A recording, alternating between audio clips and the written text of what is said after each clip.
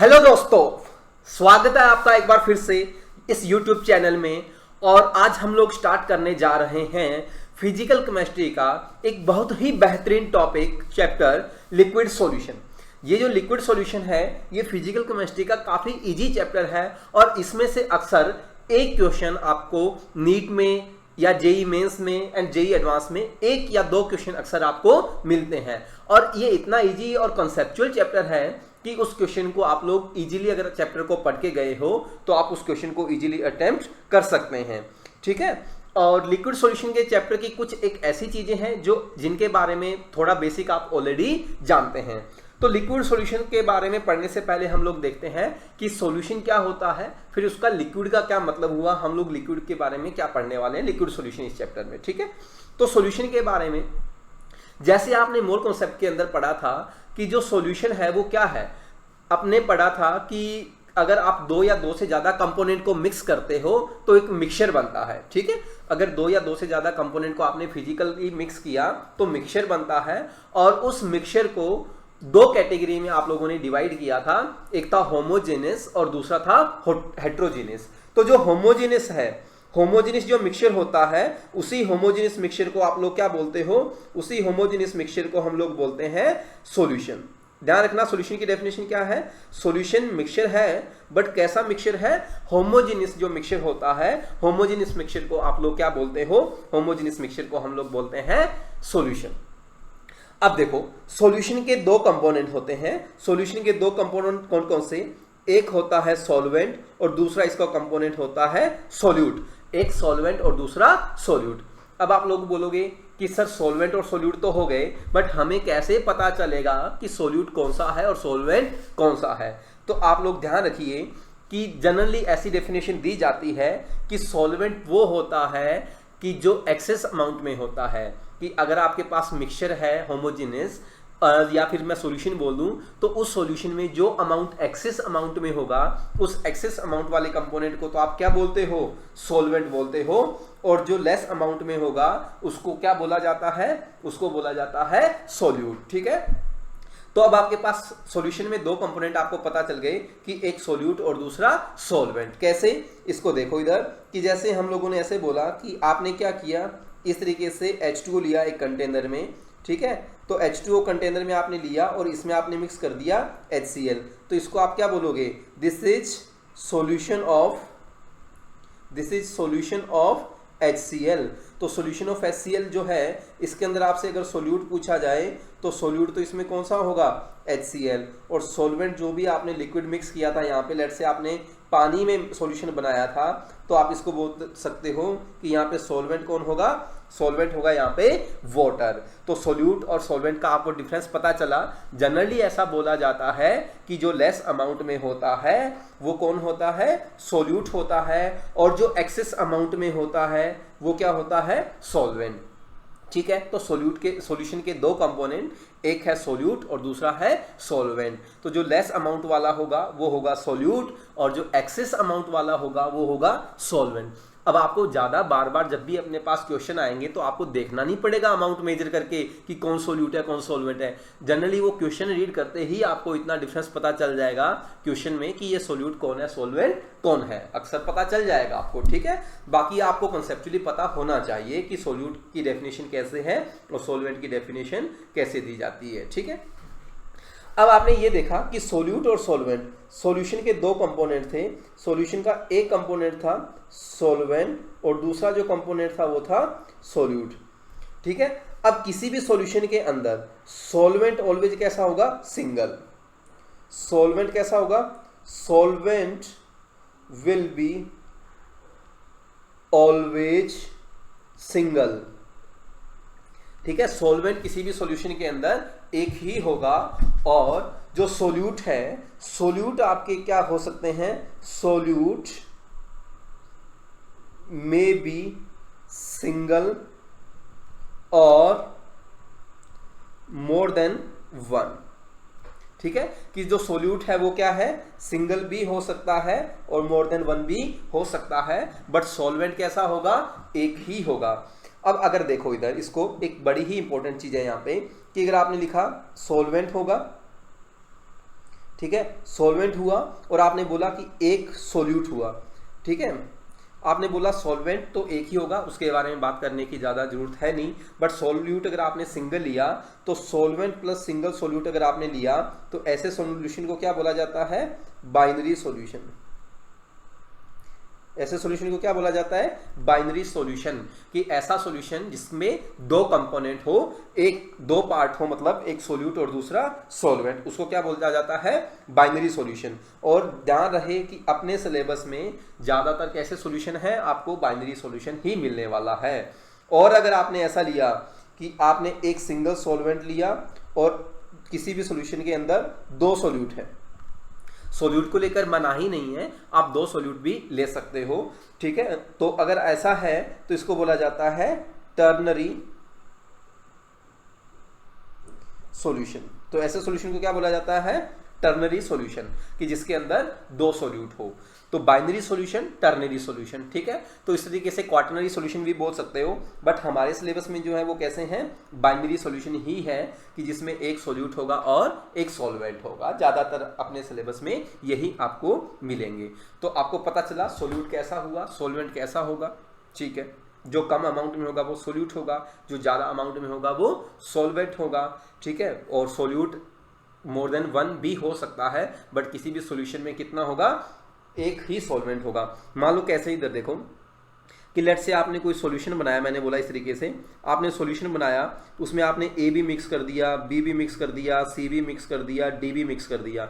अब आपने इतने कंपोनेंट मिलाकर एक सॉल्यूशन बना दिया, तो क्या सॉल्यूशन बन सकता है इतने कंपोनेंट मिक्स करने पर?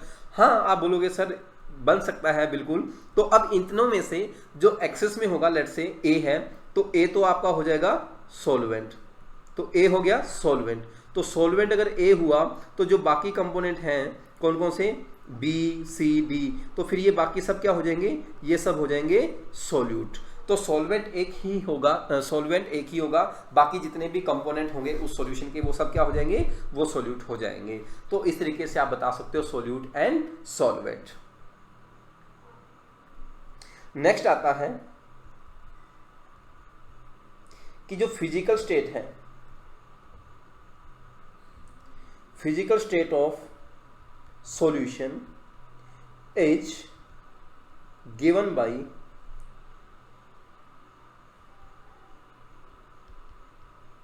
फिजिकल स्टेट ऑफ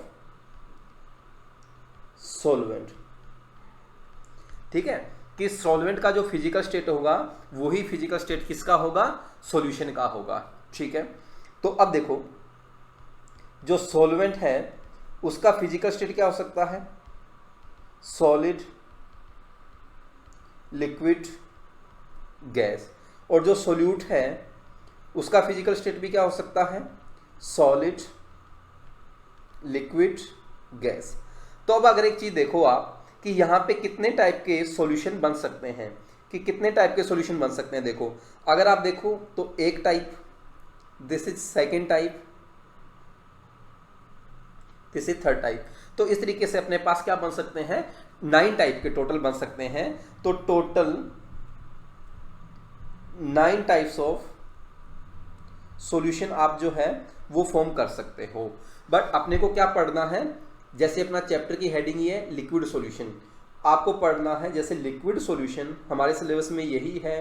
तो लिक्विड सॉल्यूशन का मतलब होगा कि जो सॉल्वेंट है वो सॉल्वेंट कैसा होगा, सॉल्वेंट होगा लिक्विड, सॉल्वेंट होगा लिक्विड। तो अब सोल्यूट आप क्या ले सकते हो, सोल्यूट आप चूज कर सकते हो, सॉलिड भी चूज कर सकते हो, लिक्विड भी चूज कर सकते हो और गैस भी चूज कर सकते हो। तो इस तरीके के 3 टाइप के अपने को सॉल्यूशन यहाँ पे इस चैप्टर में पढ़ने हैं। बट आप ध्यान रहे उन सब में जो सॉल्वेंट होगा वो कैसा होगा, उन सब में सॉल्वेंट होगा लिक्विड, ठीक है। तो सॉल्वेंट लिक्विड होगा, तो बाकी सॉल्यूट आपका सॉलिड, लिक्विड या गैस कुछ भी हो, तो उस सॉल्यूशन को हम लोग क्या बोलेंगे, उस सॉल्यूशन को बोलेंगे लिक्विड सॉल्यूशन। तो हमारे पास यहाँ पे 3 कॉम्बिनेशन बन गए, कौन कौन से, देखो इधर अगर आप मैं लिखूं सॉल्वेंट और इधर आप मैं लिखेंगे सॉल्यूट, ठीक है। तो क्या होगा, ये लिक्विड, ये लिक्विड है तो सॉल्यूट आपका क्या हो सकता है, लिक्विड, ठीक है। ये लिक्विड लिया तो ये क्या हो सकता है, सॉलिड, और ये सॉल्यूट लिक्विड लिया तो ये क्या हो सकता है, गैस। तो इस तरीके के टोटल कितने कॉम्बिनेशन हुए हमारे पास, 3 तरीके के हुए, और तीनों इस चैप्टर के अंदर हमें पूरी डिटेल से पढ़ने हैं कि लिक्विड में आपका लिक्विड भी होगा, लिक्विड में आपका एक केस सॉलिड का भी आएगा, और लिक्विड में एक केस गैस का भी आएगा। तो ये अपने पास कॉम्बिनेशन बनेंगे, इसलिए हम इस चैप्टर को बोलते हैं लिक्विड सॉल्यूशन, कि इस चैप्टर के अंदर जितने भी हमारे पास सॉल्वेंट होंगे वो कैसे होंगे, लिक्विड होंगे। तो लिक्विड सॉल्यूशन चैप्टर हमारा होगा इस तरीके से। तो ये थोड़ा बेसिक इंट्रोडक्शन था, ठीक है, सॉल्यूशन के बारे में। होमोजेनियस मिक्सचर है, ये आप चीज़ें पढ़ भी चुके हो बेसिक, तो इनके बारे में हम लोग थोड़ा और आगे डिस्कस करते हैं, ठीक है। अब आपको एक चीज़ पता होगी कि एक सॉल्वेंट ऐसा है जो H2O, ठीक है ना। तो H2O को आप लोग क्या बोलते हो, H2O को केमिस्ट्री के अंदर अक्सर ऐसा बोला जाता है कि this is universal solvent, this is universal solvent. और अगर सॉल्वेंट अगर आपका H2O हुआ तो ऐसे सॉल्यूशन को बोला जाता है aqueous solution.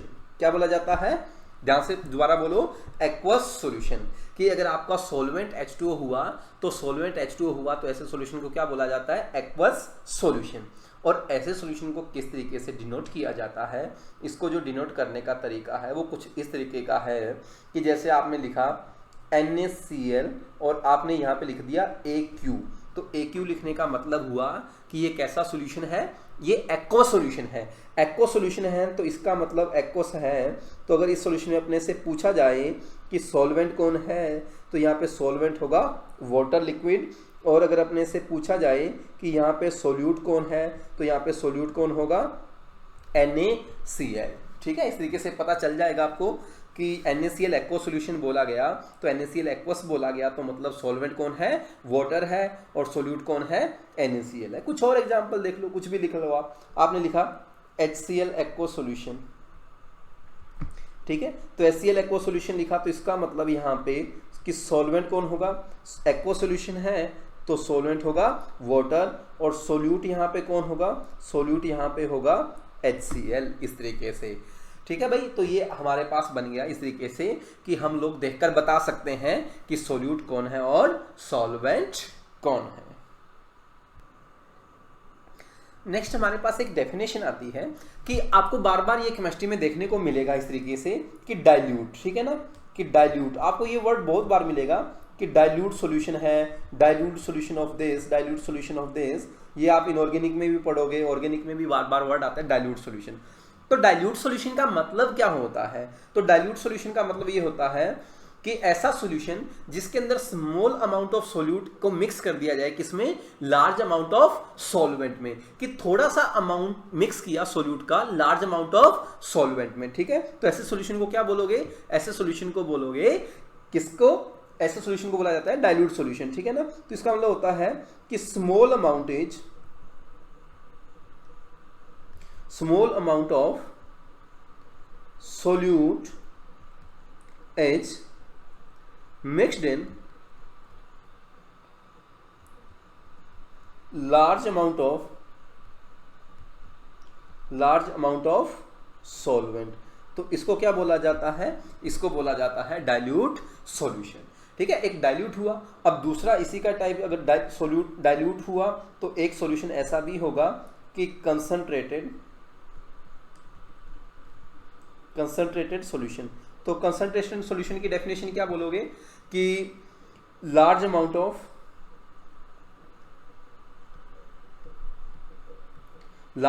Of solute is present in solution. तो ऐसे सॉल्यूशन को क्या बोला जाता है कि अगर सॉल्यूशन में सोल्यूट का लार्ज अमाउंट है तो ऐसे सॉल्यूशन को बोला जाता है कंसंट्रेटेड सॉल्यूशन। अब इसकी कोई क्लियर कट बाउंड्री नहीं है कि आप कैसे सॉल्यूशन को बोलोगे कि कौन सा सॉल्यूशन डाइल्यूट है, कौन सा कंसंट्रेटेड है, ये रिलेटिव टर्म है कुछ, ठीक है ना। जैसे आप देखो इधर कि मैंने आपको बोला कि आपने सेम अमाउंट ऑफ सॉल्वेंट लिया, इधर देखो मैंने बोला 10 लीटर, आपने क्या लिया, 10 लीटर आपने H2 लिया इधर, और दूसरे केस में आपने क्या किया, इधर लिया आपने 10 लीटर H2, ये लिया आपने, ठीक है। अब इसमें मैंने आपको बोला कि आपने कोई सोल्यूट डाला, लेट से कि मैंने बोला कि इसमें आपने 1 मोल सोल्यूट मिक्स किया, ठीक है, और ये सॉल्यूशन ए था और ये बी सॉल्यूशन था, और मैंने बोला इसमें भी आपने क्या किया, इसमें आपने 2 मोल सोल्यूट मिक्स किया। तो अब क्या बोलोगे कि कौन सा डाइल्यूट है कौन सा कंसंट्रेटेड है, तो आप बिल्कुल बिंदास बोलोगे कि सर ए में जो है सोल्यूट कम है, सेम अमाउंट ऑफ सॉल्वेंट है, और बी में क्या है, ज़्यादा है। तो इसका मतलब ये हो सकता है, आप ये बोल सकते हो कि A is dilute and B is concentrated.